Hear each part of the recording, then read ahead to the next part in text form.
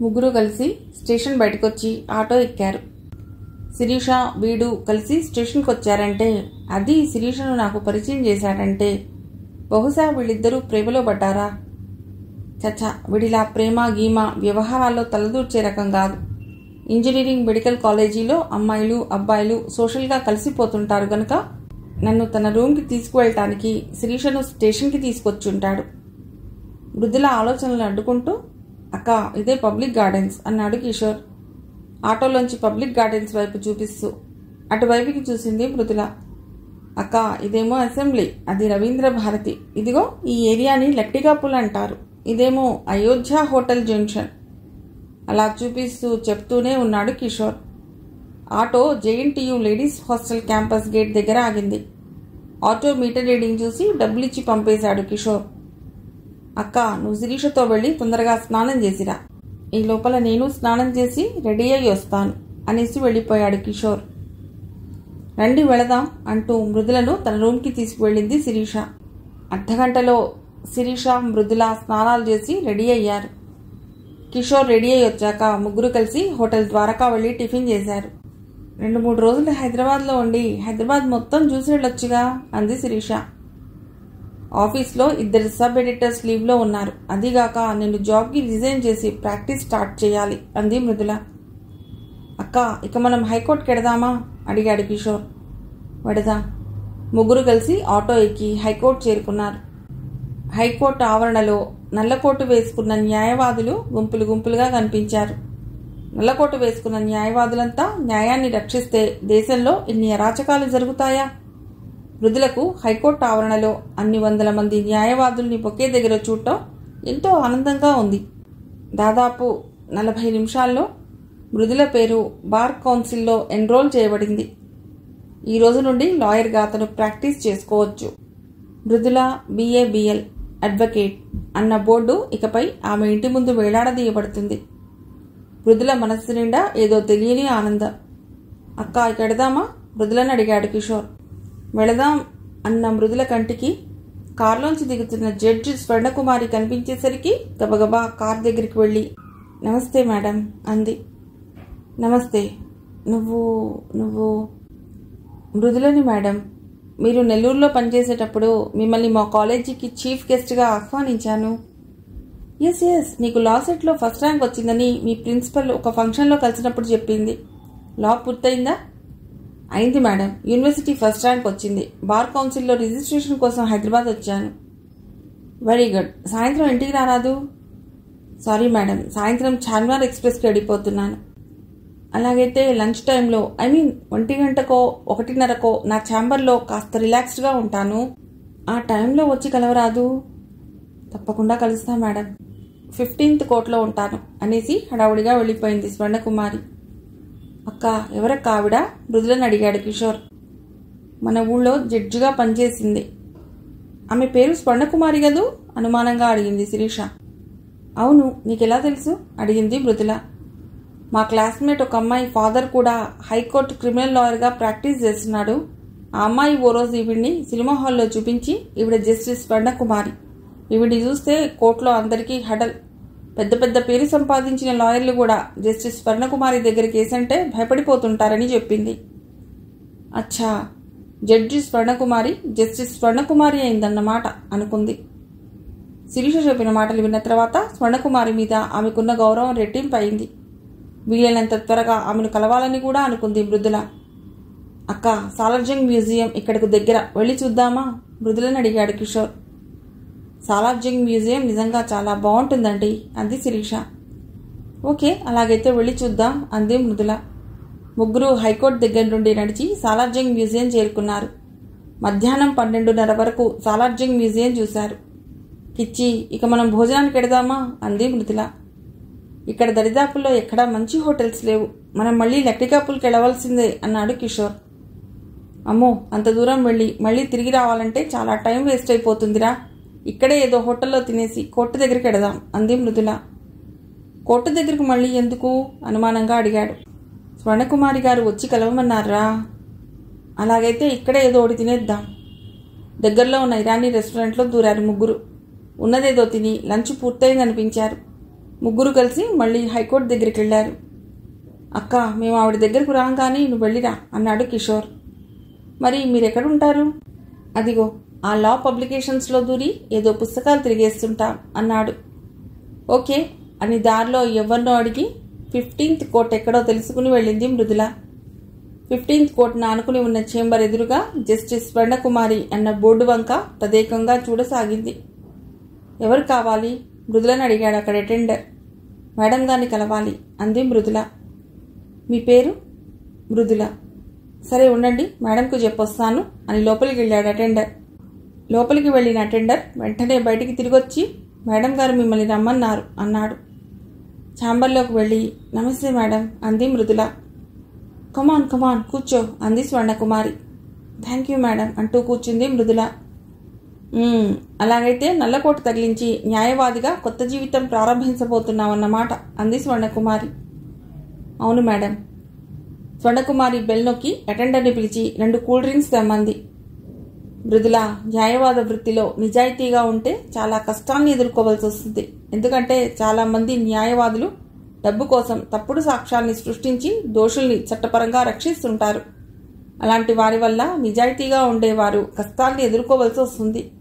ఎన్ని కష్టాన్ని ఎదుర్కొన్నా నిజాయితీగా న్యాయం తరపున పోరాడే న్యాయవాదికి చాలా ఆత్మసంతృప్తితో పాటు న్యాయాన్ని రక్షించాడన్న పేరు కూడా వస్తుంది అని ఆగి, ఇంతకీ నువ్వు ఎవరి దగ్గర జూనియర్గా చేరదలుచుకున్నావు అని అడిగిందామె. ఎవరి దగ్గర చేరాలో ఇంకా నిర్ణయించుకోలేదు మేడం. ప్రస్తుతానికి ఆశాజ్యోతి దినపత్రికలో సబ్ ఎడిటర్గా పనిచేస్తున్నాను. వెళ్ళి ఆ జాబ్కి రిజైన్ చేసి తర్వాత ఎవరి దగ్గరైనా జూనియర్గా చేరాలి. ఆశాజ్యోతిలో మృదుల మహిళా కాలంలో ఆర్టికల్స్ రాసేది నువ్వే కదూ? అవును మేడం. నీ articles really fantastic. Thank you madam. Practice మొదలుపెట్టిన తర్వాత ఆర్టికల్స్ రాయడం మాత్రం మానేయకు. నీ ఆర్టికల్స్కి చాలా మంచి రెస్పాన్స్ వస్తుంది. అలాగే మేడం. మీ ఊళ్ళో రామ్మోహన్ రావు అని ఒక అడ్వకేట్ ఉన్నాడు. ఆయనకు మిగిలిన న్యాయవాదుల కంటే తక్కువ ప్రాక్టీస్ ఉండవచ్చునేమో. ఈ హైకోర్టు లాయర్ల కంటే కూడా ఎక్కువ లా తెలుసు. నువ్వు వెళ్ళి ఆయన దగ్గర జూనియర్గా చేరుతానంటే నేను ఆయనకు లెటర్ రాసిస్తాను. ఆయన చాలా సిన్సియర్ లాయర్. కేసులో న్యాయం ఉంటే ఫీజు కూడా తీసుకోకుండా న్యాయం వైపు పోరాడే మనస్తత్వం ఆయనది. అటువంటి గొప్ప వ్యక్తి దగ్గర జూనియర్గా చేరటం అదృష్టంగా భావిస్తాను మేడం. అటెండర్ 2 కూల్ డ్రింక్లు తెచ్చి ఓపెన్ చేసి చెరొకటి ఇచ్చి వెళ్ళిపోయాడు. కూల్ డ్రింక్స్ తాగిన తర్వాత లెటర్ హెడ్ తీసుకుని రామ్మోహన్ రావుకి లెటర్ రాసి మృదుల చేతికిస్తూ, వెళ్ళి ఈ లెటర్ ఆయనకిచ్చి నేను పంపానని చెప్పు అంది స్వర్ణకుమారి. థ్యాంక్ యూ మేడం, మరువలేని సహాయం చేశారు కృతజ్ఞతాపూర్వకంగా చెప్పింది మృదుల. లాయర్గా నీకు మంచి భవిష్యత్తుని ప్రసాదించమని భగవంతుని ప్రార్థిస్తున్నాను. Thank you very much ma'am. మీలాంటి పెద్దవారి ఆశీర్వచనాలు నాకు తోడుగా ఉంటే తప్పకుండా లాయర్గా నాకు మంచి భవిష్యత్తు ఉంటుంది. వస్తాను మేడం అని బయటకొచ్చింది మృదుల. లా పబ్లికేషన్స్ దగ్గరికి వెళ్ళి కిషోర్ని శిరీషని కలిసింది. ముగ్గురు కలిసి దగ్గరలో ఉన్న చార్మినార్ దగ్గరికి వెళ్లారు. అక్కడ 1 గంట గడిపి నేరుగా JNTU హాస్టల్కి వెళ్లారు. కిచ్చి, నేను శిరీష రూమ్కి వెళ్ళి ఫ్రెష్ అయ్యి వస్తాను. ఈ లోపల నువ్వు ఫ్రెష్ అప్ అయ్యావంటే అందరం కలిసి ఎక్కడైనా కాస్త టిఫిన్ చేసి రైల్వే స్టేషన్కి వెళదాం అంది మృదుల. ఓకే అని రూమ్కి వెళ్ళాడు కిషోర్. 1/2 గంట తర్వాత ముగ్గురు కలిసి హోటల్ ద్వారకాకి వెళ్లారు. అక్కడ టిఫిన్ చేసి నేరుగా నాంపల్లి స్టేషన్కి వెళ్లారు. కోచ్ నెంబర్ చూసి అందులోకి ఎక్కి తన బెర్త్ దగ్గర సూట్ కేసు పెట్టి కిందకు దిగింది మృదుల. కిచ్చి, ఇంకో సంవత్సరంలో ఇంజనీర్గా ఇంటికి తిరిగి వస్తావన్నమాట నవ్వుతూ అంది మృదుల. మామూలు ఇంజనీర్ కాదండి, కంప్యూటర్ ఇంజనీర్గా తిరిగి వస్తాడు మీ తమ్ముడు అంటూ నవ్వింది శిరీష. అక్క, నేను ఇంజనీర్గా తిరిగి వచ్చేటప్పటికి నిన్ను గొప్ప లాయర్గా చూడాలి అన్నాడు. అప్పుడే చార్మినార్కి బెల్గొట్టారు. కిచ్చి, వస్తాను. శిరీష, వస్తానమ్మా అంటూ ట్రైన్ ఎక్కింది మృదుల. కిషోర్, శిరీషలు ప్లాట్ఫామ్ మీద చేరి చేతులు ఊపారు. ట్రైన్ కదిలింది. మృదుల రాజీనామా లెటర్ చూసి ఆశాజ్యోతి యజమాని, ఎడిటర్ ఒకే దగ్గర చేరి ఆమెను పిలిపించారు. ఏమా, ఎందుకని రాజీనామా చేశావు అడిగాడు ప్రొప్రైటర్. లాయర్గా ప్రాక్టీస్ చేయదలుచుకున్నాను సార్. నువ్వు లాయర్గా నెలకు ఎంత సంపాదిస్తావో అంతకంటే ఎక్కువ జీతం నేను ఇస్తాను. కానీ నువ్వు మాత్రం ఈ ఉద్యోగానికి రాజీనామా చేయడానికి వీల్లేదు అని ఎంతో ఖచ్చితంగా చెప్పాడు ప్రొప్రైటర్. నిజమేనమ్మా, నువ్వు మాత్రం ఈ ఉద్యోగానికి రాజీనామా చేయడానికి ససేమిరా వీల్లేదు అన్నాడు ఎడిటర్. సార్, డబ్బు కోసం లాయర్గా ప్రాక్టీస్ మొదలెట్టాలనుకోవటం లేదు సార్. నాకంటూ కొన్ని ఆశయాలున్నాయి. నా ఆశయాల కోసం లాయర్గా ప్రాక్టీస్ చేయాలనుకుంటున్నాను. ఇంతకాలం నా బాధ్యతల కోసం ఈ ఉద్యోగం చేశాను. నీ బాధ్యతల కోసం ఉద్యోగం చేసినా ఎంతో బాధ్యతాయుతంగా ఉద్యోగాన్ని చేశావమ్మా అన్నాడు ఎడిటర్. మృదుల, నువ్వు ఈ ఉద్యోగానికి రాజీనామా చేయక తప్పదంటావా అడిగాడు ప్రొపరేటర్. తప్పదు సార్, ఖచ్చితంగా చెప్పింది. మృదుల, నువ్వంత ఖచ్చితంగా రాజీనామా చేసి ప్రాక్టీస్ చేయాలనుకుంటున్నప్పుడు నేను కాదనను. కానీ నువ్వు మృదుల మహిళా కాలంకి రాస్తున్న ఆర్టికల్స్ని మాత్రం కంటిన్యూ చేస్తావు కదూ? రిక్వెస్టింగ్గా అడిగాడు ప్రొపరేటర్. తప్పకుండా చేస్తాను సార్. మృదుల, పత్రికా రంగంలో మంచి ఎడిటర్గా పేరు ప్రఖ్యాతులు తెచ్చుకునే స్థాయికి ఎదుగుతావని ఊహించాను. అందుకనే ఇప్పటి నీ రాజీనామాను నేను జీర్ణం చేసుకోలేకపోతున్నానమ్మా బాధపడుతూ చెప్పాడు ఎడిటర్. సార్, మీలాంటి పెద్దల ప్రోత్సాహంతో ఎడిటర్గా ఎదగలనన్న నమ్మకం నాకు ఉంది సార్. కానీ నా ఆశయం మాత్రం న్యాయవాద వృత్తి సార్ అంది. ఆ వృత్తిలో కూడా నువ్వు ఊహించనంత ఎత్తుకి ఎదగలవన్న నమ్మకం నాకుందమ్మా మనస్ఫూర్తిగా చెప్పాడు ఎడిటర్. ఒక మంచి సబ్ ఎడిటర్ పత్రికను వదిలిపోతున్న బాధ మాత్రం ఆయన మనసుని బాధిస్తోంది. మృదుల, మా పత్రికను నువ్వు వదలకుండా నీ వృత్తిలోకి నువ్వు వెళ్లేలా ఉండాలంటే నాకు ఒక మార్గం కనిపిస్తోందమ్మా అన్నాడు ప్రొపరేటర్. ఏమిటి సార్ ఆ మార్గం ఆతృతగా అడిగాడు ఎడిటర్.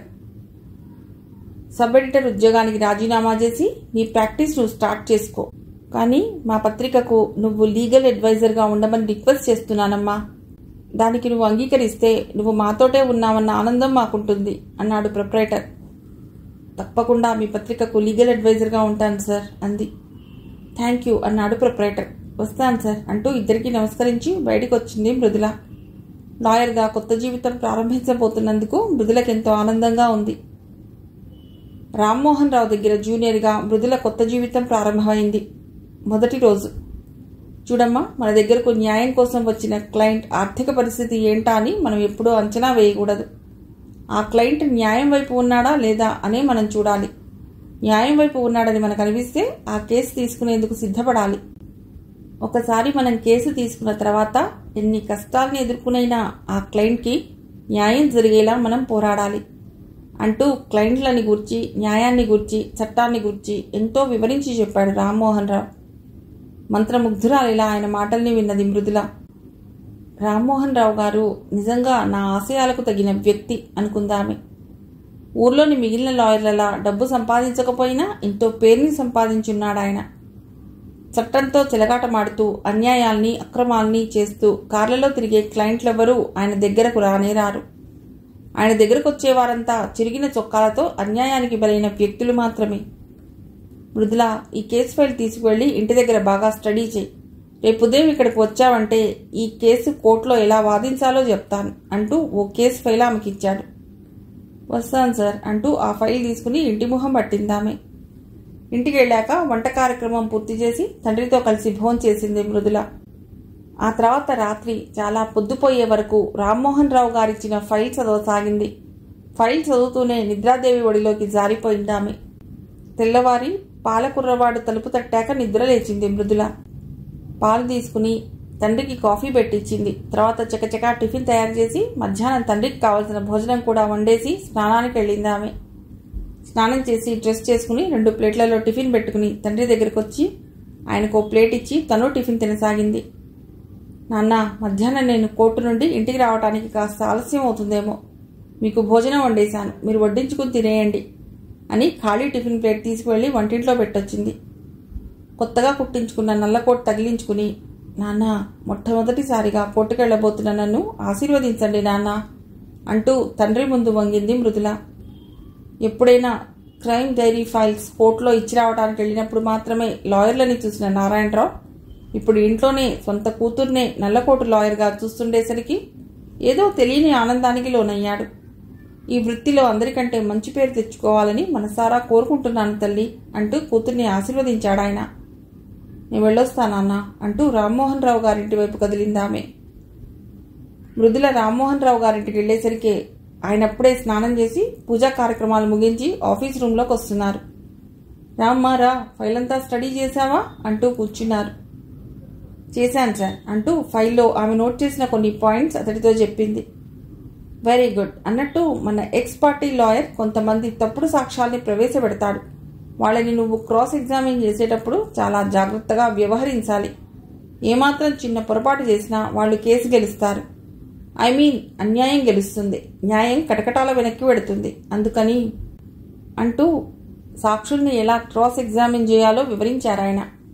తర్వాత కొంతమంది క్లయింట్స్ వస్తే వారందరికీ మృదులను తన జూనియర్గా పరిచయం చేసి, మీ కేసులన్నీ ముందు ఈమెతో డిస్కస్ చేయండి, తర్వాత నేను ఆమెతో మాట్లాడతాను అని చెప్పారాయన. 9:30 వరకు వాదించబోయే కేసుని గురించి మృదులతో ట్రయల్స్ చేయించి, ఇహ మనం కోర్టుకి బయలుదేరదాం అన్నాడు రామ్మోహన్ రావు. సరే సార్ అంది మృదుల. రమణయ్య అంటూ అటెండర్ని కేకేశాడు రామ్మోహన్ రావు. సార్ అంటూ వెంటనే ఆఫీస్ రూంలోకి వచ్చాడు రమణయ్య. ఈరోజు ఫైల్స్ అన్ని తీసుకో అన్నాడు ఆయన. రమణయ్య ఈరోజు కోర్టుకి తీసుకువెళ్లవలసిన ఫైల్స్ అన్నీ సర్దసాగాడు. మృదుల, రమణయ్య గత 20 ఏళ్లుగా నా దగ్గర పనిచేస్తున్నాడు, చాలా నమ్మకస్తుడు అంటూ రమణయ్యను పొగిడాడు ఆయన. రమణయ్య ఫైల్ అన్నీ కట్టగట్టి చేతికి తీసుకున్న తర్వాత ముగ్గురు కలిసి కోర్టుకెళ్లారు. మొట్టమొదటిసారిగా కోర్టు ఆవరణలోకి అడుగుపెట్టింది మృదుల. బార్ రూంలోకి వెళ్లిన తర్వాత తోటి లాయర్లందరికీ మృదులను తన జూనియర్గా పరిచయం చేశాడు రామ్మోహన్ రావు. కోర్టుకొచ్చిన మొట్టమొదటి రోజే మృదుల ఓ కేసు వాదించబోతోందని తెలుసుకుని తోటి లాయర్లందరూ ఎంతో ఆశ్చర్యపోయారు. అది సీనియర్ లాజికల్ లాయర్గా పేరుపడ్డ రాజారెడ్డికి వ్యతిరేకంగా ఆమె వాదించబోతోందని తెలుసుకున్న క్షణంలో మరీ ఆశ్చర్యపోయారు. రాజారెడ్డితో ఈ కొత్తమ్మాయి వాదించడమా? నెవర్. ఆయన్ని ఓడించడం చాలా కష్టం. 100 మంది గట్టి సాక్షుల సమక్షంలో హత్య చేసిన వాణ్ణి కూడా అర్ధగంటలో నిర్దోషిని నిరూపించగల సమర్థుడు రాజారెడ్డి. అటువంటి రాజారెడ్డిని ఈ కొత్తమ్మాయి ఏం ఎదుర్కోగలదు అనుకున్నారందరూ. జడ్జి గారు బెంచ్ మీదకి వచ్చారు. లాయర్లందరూ గౌరవంగా లేచి నిలబడ్డారు. జడ్జి గారు కూర్చున్న తర్వాత లాయర్లందరూ కూర్చున్నారు. రాజారెడ్డికి సంబంధించిన కేసు విచారణ ప్రారంభమైంది. సాక్షుల్ని ఒక్కొక్కరిని బోన్లోకి పిలిచి విచారించాడు రాజారెడ్డి. రాజారెడ్డి అడిగే ప్రశ్నల్ని, సాక్షులు చెప్పే సమాధానాల్ని జాగ్రత్తగా గుర్తుపెట్టుకోసాగింది మృదుల. రాజారెడ్డి సాక్షులందరినీ విచారించిన తర్వాత మెల్లిగా కుర్చీలోంచి పైకి లేచి, can I cross the witness your honour అనెంతో మర్యాదగా జడ్జి గారిని అడిగింది మృదుల. ప్రొసీడ్ అన్నారాయన. ఒక్క సాక్షిని విచారించడం మొదలెట్టింది. ఈమెం విచారించగలదు అనుకున్నారంతా. 5 నిమిషాల తర్వాత సాక్షుల్ని ఆమె విచారిస్తున్న తీరికి ఎంతో ఆశ్చర్యపోయారు. అర్ధగంట తర్వాత ఈ కేసు ఆమె గెలిచి తీరుతుందని నిర్ణయానికి వచ్చారందరూ. జడ్జి కూడా ఆమె వాదనా పటిమకు అబ్బురపడిపోయాడు. రామ్మోహన్ రావు కూడా ఈ అమ్మాయి ఇంత లాజికల్గా, ఇంత గట్టిగా కోర్టులో మొట్టమొదటి రోజే వాదించగలదని ఏమాత్రం ఊహించలేదు. కేసు వాదోపవాదాలన్నీ పూర్తయ్యాయి. లంచ్ టైంలో లాయర్లందరూ మృదులను అభినందించారు. రాజారెడ్డి కూడా మృదులను ప్రత్యేకంగా ప్రశంసించాడు. ఇలాంటి జూనియర్ నా దగ్గర ఉంటే ఎంత బాగుండు అని కూడా అనుకున్నాడతడు. సాయంత్రం మృదులకు అనుకూలంగా జడ్జిమెంట్ వచ్చింది. మొట్టమొదటి రోజు వాదించిన మొట్టమొదటి కేసు గెలిచింది మృదుల. ఆమెకెంతో సంతోషంగా ఉంది. రోజులు గడిచే కొద్దీ లాయర్గా కొంత గుర్తింపు తెచ్చుకోసాగిందామె. మృదుల, నువ్వు ఇంటి దగ్గరే కొంతమంది క్లయింట్స్ని కలుస్తూ ఉండు. అలా చేస్తుంటే కొద్ది కాలానికి నువ్వే సొంతగా ప్రాక్టీస్ చేసుకోవచ్చు అని సలహా ఇచ్చాడు రామ్మోహన్ రావు. మృదులకు వృత్తిపరంగానే కాకుండా ఆర్థికంగా కూడా బాగా ప్రోత్సాహాన్ని ఇచ్చేవాడు ఆయన. ఆమె సొంతంగా వాదించిన కేసులకు సంబంధించిన ఫీజు మొత్తాన్ని ఆమెనే తీసుకోమని చెప్పేవాడు. ఆమె డీల్ చేసిన చాలా కేసుల్లో గెలిచి రామ్మోహన్ రావు గారి దగ్గర అభిమానాన్ని, వచ్చిన క్లయింట్స్ దగ్గర నమ్మకాన్ని పెంచుకుందామె. మృదుల, నువ్వు ప్రాక్టీస్తో పాటు లా సబ్జెక్ట్ కూడా బాగా చదువుతున్నావంటే మెజిస్ట్రేట్ సెలక్షన్స్లో ట్రై చేయవచ్చు అంటూ ఆమెకు సలహా ఇచ్చాడు రామ్మోహన్ రావు. ఆయన ఆఫీస్లో లాకు సంబంధించిన పుస్తకాలకెటూ కొదవలేదు గనక రోజుకో పుస్తకం తీసుకువెళ్లి రాత్రులు చాలా పొద్దుపోయే వరకు చదువుతుండేదామె.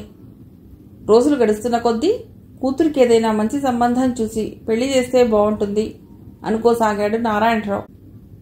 మృదుల మాత్రం కోర్టు కేసులు, లా పుస్తకాలు చదవటం, వంట పని, ఇంటి పని చూడటం, ఏ కొద్ది తీరిక దొరికినా ఆర్టికల్స్ రాసి పత్రికకు పంపడం చేస్తుండేది.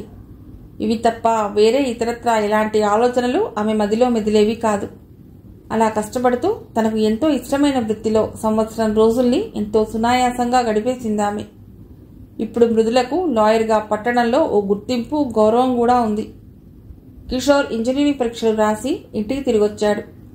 ఎలా రాసావురా పరీక్షలు? తమ్ముడిని చూస్తూనే అడిగింది మృదుల. కిషోర్ నవ్వుతూ, ఫస్ట్ క్లాస్ గ్యారంటీ అక్క, యూనివర్సిటీ ఫస్ట్ కూడా రావచ్చు, హోప్ ఉంది అన్నాడు. తమ్ముడి వంక గర్వంగా చూసింది మృదుల. ఇంతకాలం తను శ్రమించి వాణ్ణి చదివించినందుకు ఫలితం లభించబోతోంది. ఏమాత్రం నిర్లక్ష్యం చేయకుండా శ్రద్ధాసక్తులతో చదువుతూ ప్రతి సంవత్సరం టాప్ ర్యాంక్లో వస్తున్న తమ్ముడంటే మృదులకు చాలా అభిమానం. నా సంగతి సరే, నువ్వు లా ప్రపంచంలో అద్భుత విజయాలను సాధిస్తున్నావుటగా చాలా మంది నోట ఈ మాటే విన్నాను. ప్రతి ఒక్కరూ నిన్ను పొగట్టమే అనుకో, నాకు చాలా గర్వంగా ఉందక్కా అన్నాడు కిషోర్.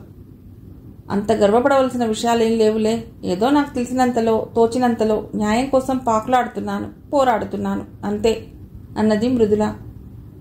లాయర్గా పేరు ప్రఖ్యాతులను సంపాదించుకున్న కూతుర్ని, ఇంజనీరింగ్లో ర్యాంకులు సంపాదించుకుంటూ వస్తున్న కొడుకుని చూసి నారాయణరావు మనస్సు గర్వంతో పొంగిపోయింది. తర్వాత ఏం చేద్దామని అనుకుంటున్నావురా కిషోర్? రిజల్ట్స్ రాగానే ఏదైనా ఉద్యోగం దొరుకుతుందా అని కొడుకుని ప్రశ్నించాడు నారాయణరావు. కొడుకు ఉద్యోగంలో స్థిరపడితే మృదుల పెళ్లి గురించి ఆలోచిస్తాడని, ఆమె పెళ్లి కళ్ళ చూడవచ్చునని నారాయణరావు ఆశ. రిజల్ట్స్ వచ్చే వరకు ఖాళీగా ఉండటం ఎందుకని టోఫెల్కి ప్రిపేర్ అవుతున్నాను నాన్న చెప్పాడు కిషోర్. అంటే? కొడుకు చెప్తున్న టోఫెల్ అంటే ఏమిటో అర్థం కాక అడిగాడు నారాయణరావు.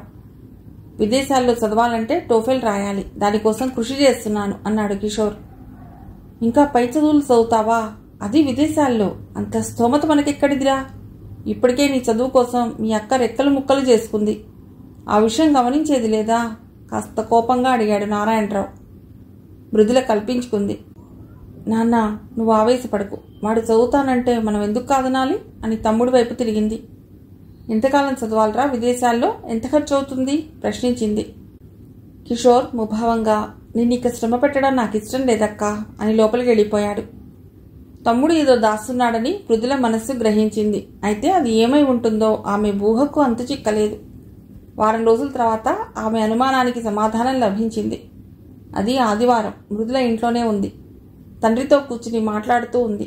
కిషోర్ లోపలి గదిలో చదువుకుంటున్నాడు. వాకిట్లో కారు ఆగింది. కారు దిగి లోనికి వస్తున్న వ్యక్తిని ఆశ్చర్యంగా చూశారు తండ్రి కూతుళ్ళు. ఆ వ్యక్తిని ఎప్పుడూ చూసిన గుర్తులేదు ఇద్దరికి. నారాయణరావు గారి ఇదే గదు అంటూ ప్రశ్నించాడు ఆ వ్యక్తి. అవును, నేనే నారాయణరావుని, మీరెవరు అంటూ అడిగాడు నారాయణరావు. కూర్చోండి అంటూ కుర్చీ చూపించింది మృదుల.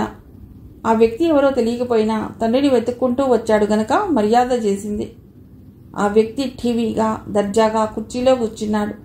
అతడు చాలా ధనవంతుడని అతడి వస్త్రధారణ, ఉంగరాలు, మెడలో గొలుసు తెలియజేస్తున్నాయి. ఆ వ్యక్తి గొంతు సవరించుకున్నాడు.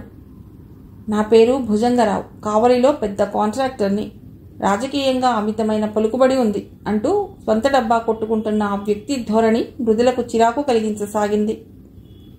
ఇతరులు ఇంటికొచ్చినప్పుడు కనీసం తను ఎవరో పరిచయం చేసుకోవాలనే సంస్కారం తెలియని వ్యక్తికి ఎంత డబ్బుంటే మాత్రం, ఎంత పలుకుబడి ఉంటే మాత్రం ఏం లాభం అనుకుంది మనసులోని చిరాకుని ముఖంలో కనిపించనీయకుండా జాగ్రత్త పడుతూ, ఇంతకీ మీరెందుకు వచ్చారో చెప్పనే లేదు అంది. భుజంగరావు నారాయణరావు వంక తిరిగి, ఈ అమ్మాయి నీ కూతురు గదు, లాయర్గా భలే పేరున్నట్లుందే అన్నాడు. తండ్రిని ఏకవచనంలో సంబోధించటం చూసి మృదుల మనస్సు భగ్గుమంది. ఏదో అనబోయింది. ఇంతలో ఆ వ్యక్తి నోరు విప్పాడు. నాకు ఒక్కతే కూతురు, పేరు శిరీష. ఇంజనీరింగ్లో మీ అబ్బాయి కిషోర్కి పరిచయం. మీకు చెప్పాడో లేదో తెలియదు కానీ వాళ్ళిద్దరూ ప్రేమించుకున్నారు అంటూ ఒక్క క్షణం ఆగాడు. మృదులకు ఆ రోజు హైదరాబాద్ స్టేషన్లో తన తమ్ముడితో పాటు వచ్చిన అమ్మాయి గుర్తుకొచ్చింది. మీవాడు బ్రిలియంట్ స్టూడెంట్, కంప్యూటర్ సైన్స్లో టాప్ ర్యాంకర్. ఇలాంటి వాడు ఇండియాలో కంటే విదేశాల్లో అయితే భేషుగ్గా రాణించగలడు. మా అమ్మాయి కూడా కెమికల్ ఇంజనీర్. ఇద్దరినీ కలిపి అమెరికా పంపిస్తాను గర్వంగా చెప్పాడు భుజంగరావు. మృదులకు అర్థమైంది అది ప్రపోజల్ ఏమిటో. నారాయణరావు మాత్రం అర్థం చేసుకోలేక, మా వాడిని అమెరికా పంపించడం వల్ల మీకొచ్చే లాభం ఏమిటి? భుజంగరావు నారాయణరావు వంక విచిత్రంగా చూశాడు. ఈ మాత్రం అర్థం చేసుకోలేదా అనే తిరస్కార భావం అతడి చూపుల్లో ఉంది.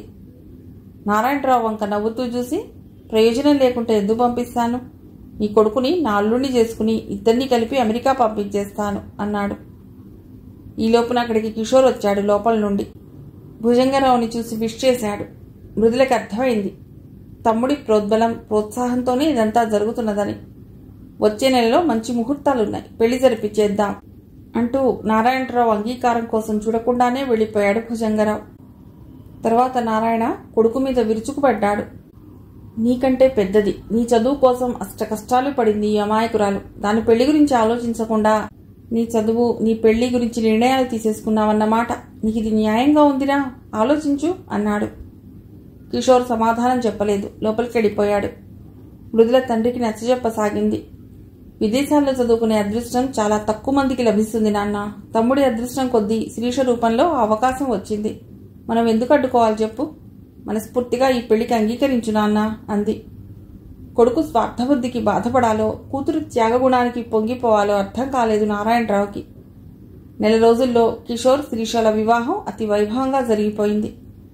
కిషోర్ టోఫెల్ ఎగ్జామ్స్ పాస్ కావటం, అమెరికన్ యూనివర్సిటీలో సీట్ రావటం, భార్యతో కలిసి అమెరికా వెళ్ళిపోవటం అన్నీ 6 నెలల లోపుగానే జరిగిపోయాయి. మృదుల తన దైనందిన వృత్తి జీవితంలో మళ్లీ బిజీ అయిపోయింది. మృదులను పెళ్లి విషయం అడగాలి. ఎవరినైనా ప్రేమించిందో ఏమో తెలుసుకోవాలి. అసలు మృదులను ఆ విషయం ఎలా అడగాలి అని ఆలోచించసాగాడు నారాయణరావు. కూతురి కంటే చిన్నవాడైన కొడుకు పెళ్లి చేసుకుని వెళ్లిపోవటం అతడి మనస్సుని చాలా బాధించసాగింది.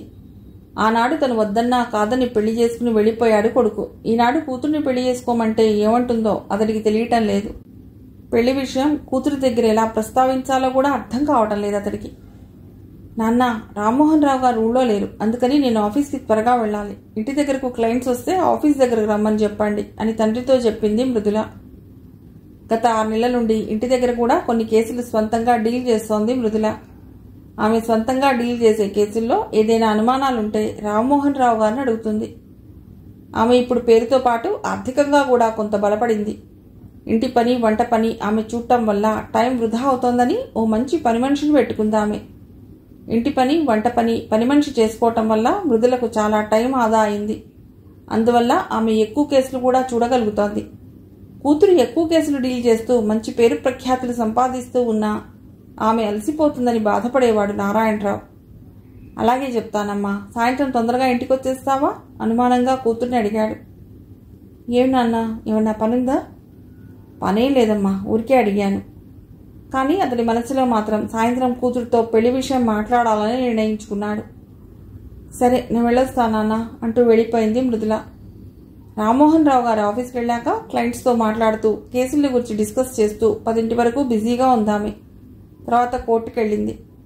సాయంత్రం 4 వరకు కోర్టులో బిజీగా ఉంది. ఆ తర్వాత ఆఫీస్కి తిరిగొచ్చి అక్కడ 1 గంట గడిపింది. ఆ తర్వాత ఆఫీస్ నుండి నేరుగా ఇంటికి వచ్చిందామె.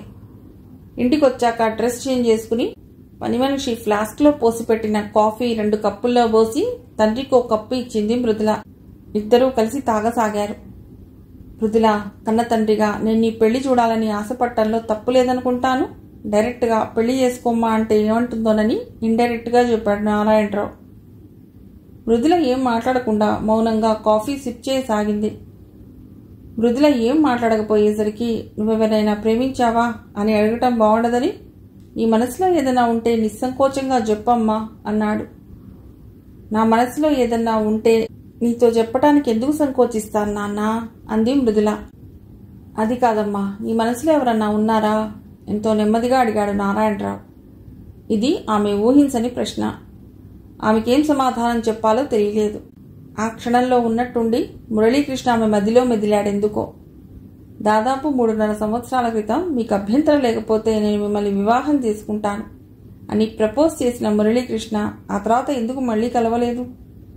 ఆనాడు అతడిలో కేవలం ఆకర్షణే ఉందా? అతడు నిజంగా నన్ను ప్రేమించలేదేమో. అతడు నిజంగానే నన్ను ప్రేమించి ఉంటే, నిజంగానే నన్ను పెళ్లి చేసుకోవాలని ఉంటే ఒక్కసారైనా వచ్చి కలిసి ఉండేవాడుగా.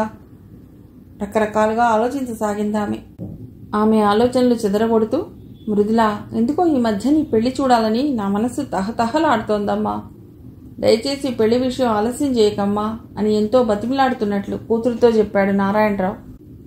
దాదాపు 3.5 సంవత్సరాల క్రితం పెళ్లి ప్రపోజ్ చేసిన మురళీకృష్ణ ఇప్పుడు గుర్తుకొచ్చాడంటే నా మనసు నాకు తెలియకుండానే పెళ్లిని కోరుకుంటోందా అనుకుంది మృదుల. బాధ్యతలన్నీ ఎలాగూ తీరాయి, ఇక పెళ్లి చేసుకుంటే మాత్రం ఏం అని కూడా అనుకుంది వెంటనే. ఆ రాత్రంతా ఆలోచనలతో గడిపింది. విచిత్రంగా మరుసటి రోజు ఉదయం మురళీకృష్ణ వచ్చి ఆమెను కలిశాడు. ఆఫీస్ రూమ్లో కూర్చుని లా బుక్స్ చదువుకుంటున్న ఆమె దగ్గరకు మురళీకృష్ణ వచ్చి నమస్తే అన్నాడు. తలెత్తి అతడిని చూసి ఎంతో ఆశ్చర్యపోయింది. ఇది కళ నిజమా అని కూడా అనుకుందామె. నమస్తే నమస్తే, రండి రండి కూర్చోండి అంటూ ఎంతో సంతోషంగా అతడిని ఆహ్వానించింది ఆమె. మురళీకృష్ణ ఆమె ఎదురుగా కుర్చీలో కూర్చున్నాడు. నిన్ననే మీరు మదిలో మిదిలారెందుకో నవ్వుతూ అందామె. నిజంగానా? ఎంతో ఆశ్చర్యపోతూ అడిగాడు. నిజమేనండి. అమ్మయ్య, అయితే నేను అదృష్టవంతుడే అన్నాడు ఊపిరి రిలాక్స్డ్గా పీల్చుకుంటూ. ఎందుకు? మీరు ఈ పాటికి పూర్తిగా నన్ను మర్చిపోయి ఉంటారేమో అనుకున్నాను. నిజం చెప్పాలంటే ఆమె అతన్ని పూర్తిగా మర్చిపోయింది. కానీ నిన్న మాత్రం ఎందుకో తండ్రి పెళ్లి ప్రస్తావన తెచ్చినప్పుడు అతడు గుర్తొచ్చాడు హఠాత్తుగా. మిమ్మల్ని ఎలా మర్చిపోతానండి అంది. అలా అనకపోతే బాగోదని మొహమాటానికి అలా అందామే. మీరేమీ అనుకోకపోతే ఓ మాట అడగండి. ఆ రోజు నేను చేసిన ప్రపోజల్ గుర్తుందనుకుంటాను. దాదాపు 3.5 ఏళ్ల తర్వాత మళ్ళీ గుర్తు చేస్తున్నారా? నవ్వుతూనే అంది. ఆ రోజే మీకు చెప్పాగా ఇంతకాలమైనా ఆగుతానని. అదీగాక మీరేవో బాధ్యతలు అవి అన్నారు కదా, అందుకని. మరైతే మధ్యలో ఎప్పుడూ వచ్చి కలవలేదే? మళ్ళీ కూడా నవ్వుతూనే అడిగింది. నేను కలవకపోయినా మీరైనా నన్ను కలిసేందుకు ప్రయత్నించి ఉండవచ్చుగా. అతడు నవ్వుతూనే అడిగాడు. నిజమే అనుకుందామె. ఇద్దరి మధ్య కొద్దిసేపు మాటలు కరువయ్యాయి. నిశ్శబ్దం ఇద్దరి మధ్య నాట్యం చేసింది. కొద్దిసేపటి తర్వాత నిశ్శబ్దాన్ని భంగపరుస్తూ, మృదుల గారు, ఇంతకాలం తర్వాత మళ్ళీ వచ్చి పెళ్లి ప్రపోజల్ ఎందుకు తెచ్చాడా అని మీరు ఆలోచించవచ్చు. అలా ఆలోచించటం తప్పు కాదు. నేను ఇంతకాలం మిమ్మల్ని కలవకపోవడం కూడా తప్పే. కానీ ఈ సమయంలో ఇప్పుడు ఇలా ఎందుకొచ్చి మళ్ళీ ఆ ప్రపోజల్ తెస్తున్నానంటే అని ఆగి ఆమె వైపు సూటిగా చూస్తూ మళ్ళీ చెప్పడం మొదలెట్టాడు. ఇంకెంతకాలం పెళ్లి చేసుకోకుండా ఉంటావురా? ఇన్నాళ్ళు ఆర్థికంగా నిలదొక్కున్న తర్వాత చేసుకుంటానని వాయిదాలు వేస్తూ వచ్చావు. ఇప్పుడు ఆ న్యూస్ పేపర్ ఏదో పెట్టిన తర్వాత ఆర్థికంగా కూడా బాగా పుంజుకున్నావు. ఇక నీకు పెళ్లి చేసుకుని స్థిరపడటానికి అభ్యంతరం ఏమిటి? చాలా పెద్ద పెద్ద సంబంధాలు వస్తున్నాయిరా. నువ్వేదో ఒకటి తేల్చి చెప్పకపోతే లాభం లేదు అని నిన్న మా తల్లిదండ్రులు గట్టిగా చెప్పారు. అందుకని ఇప్పుడు మళ్ళీ మీ దగ్గరకు రావాల్సి వచ్చింది అన్నాడు. అతని మాటలు మృదులను ఆలోచనలోకి నెట్టాయి. బాగా ఆలోచించిన మీదట అతని మాటల్లో ఎంతో నిజాయితీ ఉందనిపించింది ఆమెకు. ఇప్పుడు ఆమె మనస్సులో ఎంతో తృప్తి.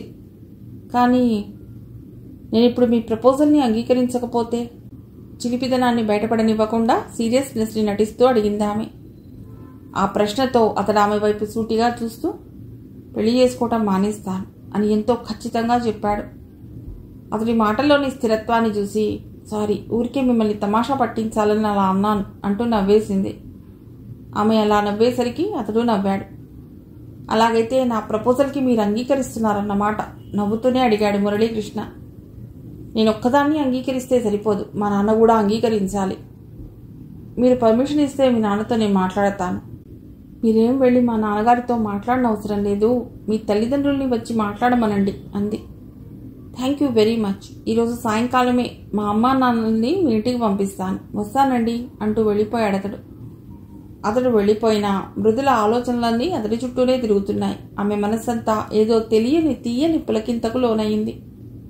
తనని మనసారా కోరుకునే మగాడితో పెళ్లి కావటం కంటే గొప్ప వరం ఏముంటుంది స్త్రీకి? సాయంత్రం మురళీకృష్ణ తల్లిదండ్రులు ఇంటికొస్తారని కోర్టు నుండి మధ్యాహ్నమే ఇంటికొచ్చేసింది ఆమె.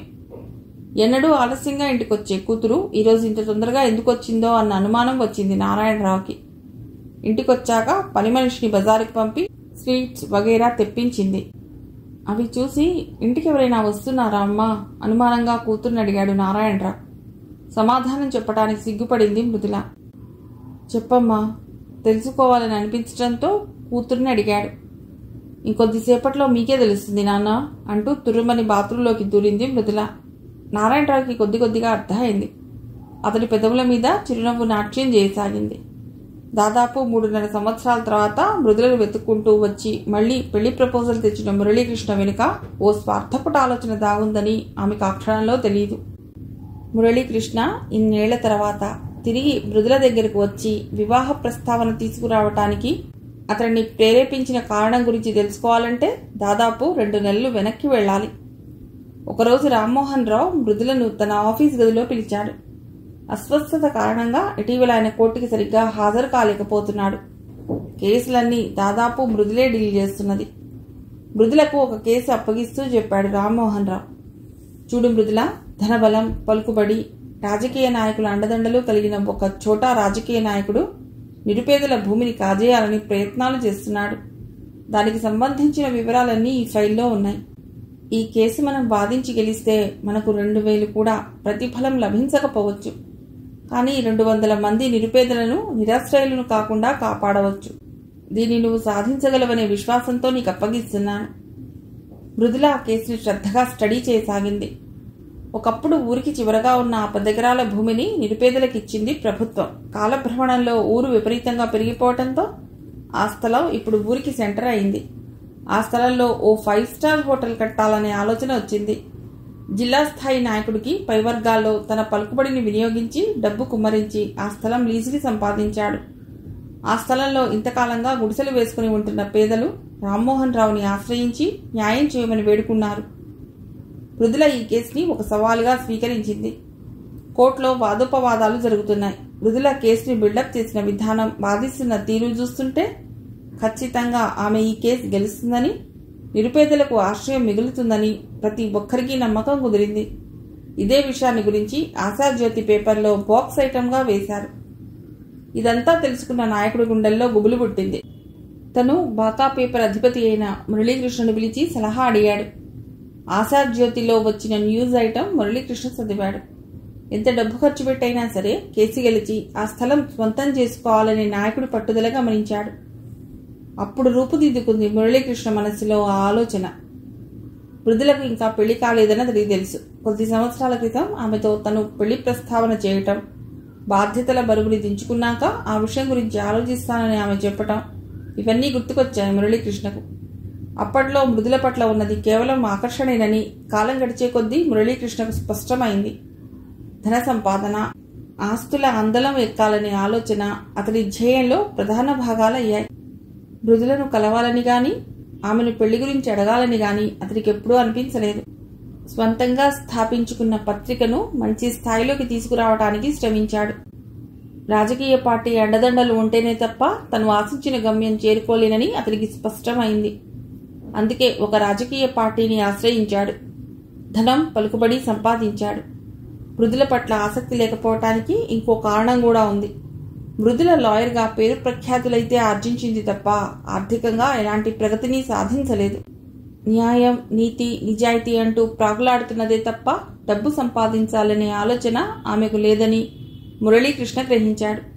అందుకే మృదుల పట్ల ఆసక్తి పోయింది. తను ఆశించినట్లు లక్షల కట్నం తీసుకువచ్చే సంబంధం కోసం ఎదురు చూస్తున్నాడు. ఇలాంటి పరిస్థితుల్లో వచ్చిన ఈ అవకాశాన్ని సద్వినియోగం చేసుకోవాలనే ఆలోచన అతడి మనసులో బలంగా పడింది.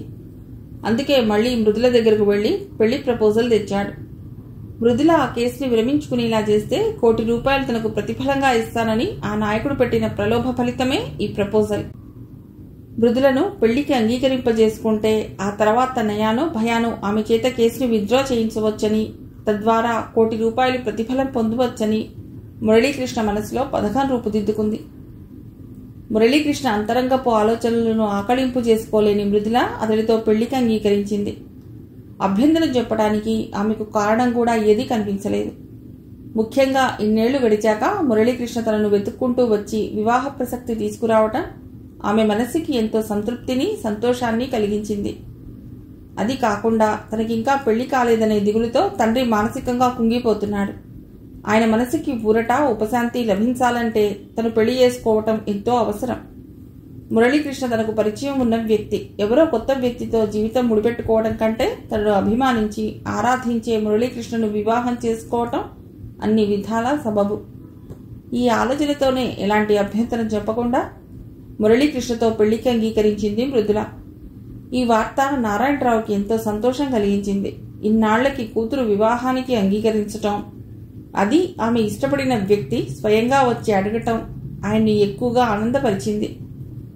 కూతురు కంటే ముందే కొడుకు పెళ్లి చేసుకుని అమెరికా వెళ్లిపోవటం ఇన్నాళ్లుగా అతడి మనస్సుని బాధిస్తున్నా ఇప్పుడు ఆనందంతో అతడి మనస్సు దూదిపించేలా తేలిపోసాగింది. పెళ్లి ప్రయత్నాలు ప్రారంభమయ్యాయి. ముహూర్తాలు నిర్ణయించారు. ఇంకో 4 రోజుల తర్వాత వివాహం. మృదుల కోర్టు వ్యవహారాల్లో బిజీ అయిపోయింది. తను డీల్ చేస్తున్న స్థలం కేసు ట్రయల్స్కి రావటం అందుకు కారణం. ఎలాగైనా సరే ఈ కేసులో విజయం సాధించి నిరుపేదలకు న్యాయం చేకూర్చాలనే తపనతో నిర్విరామంగా కృషి చేస్తున్నది మృదుల. ఇంకో 4 రోజుల్లో తన వివాహం జరగబోతోందన్న విషయం కూడా గుర్తుకు రానంత బిజీ అయిపోయింది. ఆ రోజు ఆదివారం. తన ఆఫీస్ రూమ్లో కూర్చుని కేసుకు సంబంధించిన పేపర్లు స్టడీ చేస్తున్నది. ఆమె టేబుల్ మీద టెలిఫోన్ మోగింది. రిసీవర్ తీసుకుని హలో మృదుల హియర్ అన్నది. Is it Mrs Muralikrishna? అవతల నుండి అడిగారు. ఆ గొంతును గుర్తుపట్టింది మృదుల. మురళీకృష్ణ కావాలని తనని ఆట పట్టించాలని అలా అడుగుతున్నాడని అర్థం చేసుకుంది. తను తమాషాగానే సమాధానం చెప్పాలనే చిలిపి ఆలోచన ఆమె మనసులోకి వచ్చింది. మిస్టర్, మీరెవరో గాని అది ఇంకో 4 రోజుల తర్వాత అన్నమాట. ఇప్పుడు నేను మిస్ మృదులనే, ప్లీజ్ నోట్ దిస్ పాయింట్ అన్నది. నీ లాయర్ భాష వదిలిపెట్టావు కాదు, నేనెవరో గుర్తుపట్టేశావన్నమాట నవ్వుతూ అడిగాడు మురళీకృష్ణ. గుర్తు పట్టడం, గుర్తు పెట్టుకోవటం మా లాయర్లకి వెన్నతో పెట్టిన విద్య అని మర్చిపోకండి. ఇంతకీ ఏమిటో విశేషం? తీరుబడిగా ఫోన్ చేశారు అని అడిగింది. ఏం లేదు మృదుల, ఈ సాయంత్రం నీతో కలిసి టీ తీసుకోవాలని చిన్న కోరిక మొలకెత్తింది మనస్సులో అన్నాడు అవతల నుండి మురళీకృష్ణ. మృదుల నవ్వింది. చాలా పెద్ద కోరికేసుమా, అయినా గ్రాండ్ చేస్తున్నాను. సాయంకాలం మా ఇంటికి వచ్చేయండి, స్వయంగా నా చేతులతో టీ కలిపిస్తాను అని బదిలిచ్చింది. సరేలే, మీ ఇంట్లో టీ తాగడానికేనా నేను పనిగట్టుకుని ఫోన్ చేసింది? పెళ్ళయ్యాక ఎలాగో తప్పదుగా. సాయంత్రం 5ంటికి హోటల్ కృష్ణ ఒబ్రాయ్లో టేబుల్ బుక్ చేశాను, అక్కడికి ఎడదాం అన్నాడు. తప్పదంటారా అడిగింది మృదుల. తప్పదు డియర్, నువ్వు కాదనవనే నమ్మకంతో అడ్వాన్స్గా టేబుల్ కూడా బుక్ చేసేశాను అన్నాడు మురళీకృష్ణ. అలాగే 5ంటికల్లా అక్కడ ఉంటాను అని ఫోన్ పెట్టేసింది మృదుల. కేసుకి సంబంధించిన కాగితాలు పక్కన పెట్టి రిలాక్స్డ్గా కుర్చీలో వెనక్కి వాలి కూర్చుంది.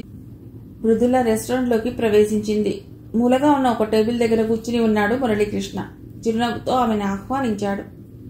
మృదుల అతడికి ఎదురుగా ఉన్న కుర్చీలో కూర్చుంది. మీ టీ కోసం నన్ను ఇంత దూరం రప్పించారే, మీది న్యాయంగా ఉందా? మురళీకృష్ణ వంక చూసి నవ్వుతూ అడిగింది మృదుల. మురళీకృష్ణ టేబుల్ మీదకు వంగి రహస్యం చెప్తున్నట్లుగా అన్నాడు. ఇక్కడ ముఖ్యం టీ కాదు మేడం, నీతో కలిసి టీ ఆస్వాదించటం, ఎంచక్కా ఒక అరగంట మాట్లాడుకోవటం ఇంపార్టెంట్ అన్నాడు. సంతోషం, మరి టీ చెప్పండి అంది మృదుల. బేరర్ రాగానే ఐస్ క్రీమ్ ఆర్డర్ ఇచ్చాడు. మాట్లాడుకుంటూ ఐస్ క్రీమ్ తినడం ముగించారు. ఆ తర్వాత టీ తెప్పించుకుని తాగారు. మురళీకృష్ణ తన పేపర్కి సంబంధించిన విషయాలు ఏవేవో చెప్తున్నాడు. శ్రద్ధగా వింటున్నది. 1 గంట కాలం గడిచిపోయింది. మరి నేను బయలుదేరుతాను, చీకటి పడింది అన్నది మృదుల. మురళీకృష్ణ ఆమె ముఖం వంక చూస్తూ, ఈ రోజు నేను ఇక్కడికి పిలవటంలో ఒక ముఖ్య కారణం ఉంది మృదుల అన్నాడు.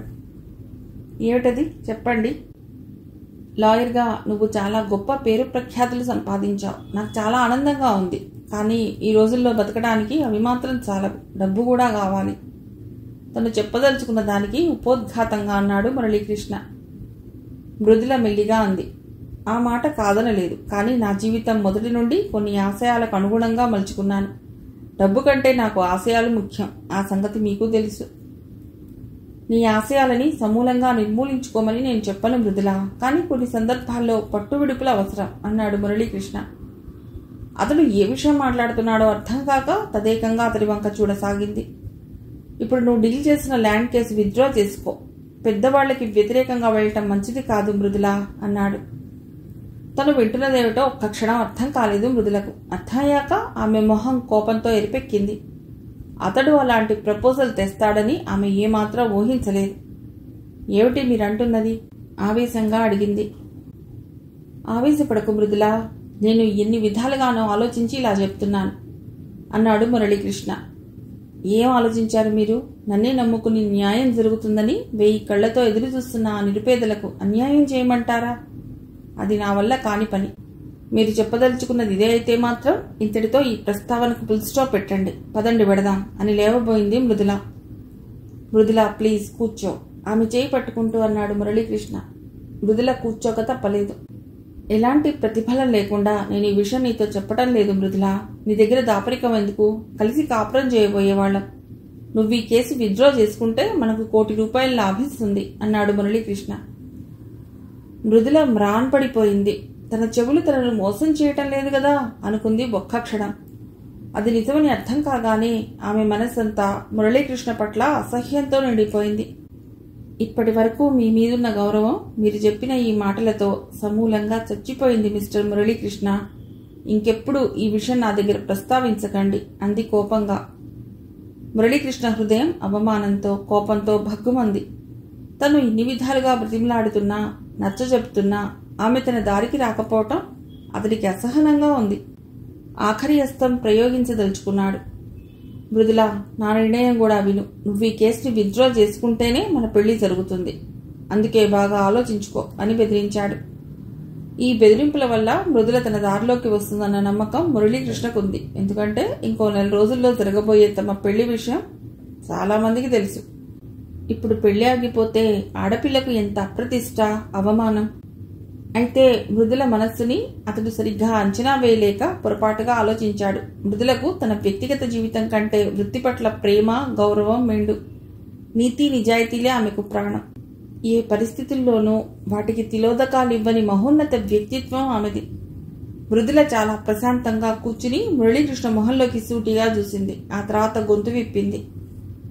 చూడండి మిస్టర్ మురళీకృష్ణ, నన్ను మీరు సక్రమంగా అర్థం చేసుకోలేకపోయారు. ఆ కారణంగానే నా దగ్గర ఇలాంటి అన్యాయపు ప్రపోజల్స్ చేయగలిగారు. చవకబారు బెదిరింపులు ప్రయోగిస్తున్నారు. స్త్రీ జీవితానికి వివాహం పరిపూర్ణతను ప్రసాదిస్తుందన్న మాటలో నిజం ఉందని నేను అంగీకరిస్తాను. అయితే వివాహమే స్త్రీ జీవితానికి గమ్యం, పరమార్థం అనే వాదనను నేను అంగీకరించను. న్యాయానికి సమాధి కట్టి అన్యాయాన్ని అందలమెక్కించి నేను మిసెస్ మృదులగా మారటం నాకిష్టం లేదు. నా ఆశయాలకు అనుగుణంగా బ్రతకడమే నాకిష్టం. న్యాయాన్ని రక్షించడంలో, న్యాయదేవతకు గౌరవం కలిగించడంలో నేను మిస్ మృదులగా మిగిలిపోయినా నాకు సంతోషమే. అలాంటి జీవితమే నాకు తృప్తినిస్తుంది. నాకంటూ కొన్ని ఆశయాలున్నాయి. మీతో జీవితం పంచుకోవటం కోసం వాటికి నేను తిలోదకాలు ఇవ్వలేను. Sorry. Good bye for ever mister Muralikrishna. Restaurant బయటికి నడిచింది మృదుల. కథ సమాప్తం.